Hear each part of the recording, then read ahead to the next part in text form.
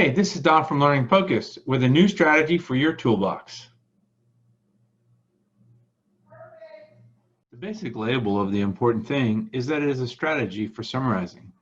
But what is it? The important thing strategy involves students writing summary paragraphs about a topic. The paragraph has a structure presented to the students that they must follow. The activity helps students link the important aspects of a topic and the reasons and details that make those particular aspects important. This strategy focuses on the word important, but feel free to change that word to something else on occasion, such as the sad thing or the exciting thing.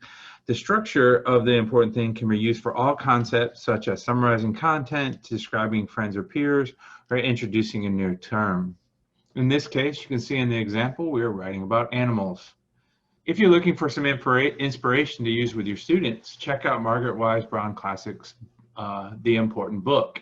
You can use that to discuss how students can use the format to create summaries that focus only on the main idea and important details. She has a lot of great topics, such as the most important thing about rain is that it's wet. There's just one example that you'll see in that book. What is the process that you can use in order to introduce the important thing into your classroom? First, after a lesson or a reading, you can introduce the important thing activity. Always doing a think aloud is a great way to have students experience it, along with you showing them the structure of it. As you can see on the right-hand side, display the structure of their paragraph, such as the important thing is, they're going to have some lines there, but the most important thing about. So as you go through this, it allows you to describe how they're going to use this summarizing frame. For the first few times, I would give the students this same worksheet or the frame, so that way that they would be able to fill it out and follow it. After 2 or 3 times, every time you come up with the important thing, the students will have that structure, so you can use that throughout the year. In earlier grades, if the students struggle, make sure you use a familiar topic and the first time that you're doing it, when you're doing this important thing activity.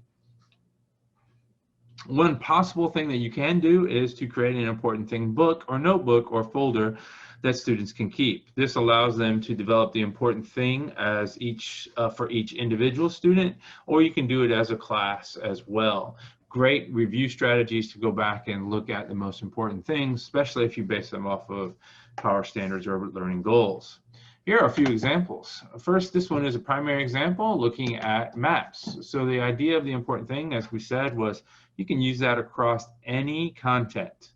This example shows how you can have 3 to 4 bits of pieces of information depending on how many details you ask your students to put in there.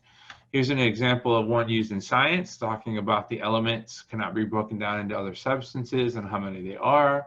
Here's another example about in ELA, about the most important thing about a fable is that it has a moral. And in addition to that is a great strategy to use in professional development, as for example, this one being used, what is the most important thing about previewing for struggling students? So can use not only with your students, but also in any professional development as well. But the most important thing about this strategy is that students summarize their thinking using 2 high-yield strategies of writing and summarizing, which leads to an improved learning outcome. To download this, as well as others, go to learningfocus.com and go to the resource tab, and you can download all of this information about the important thing, including the example.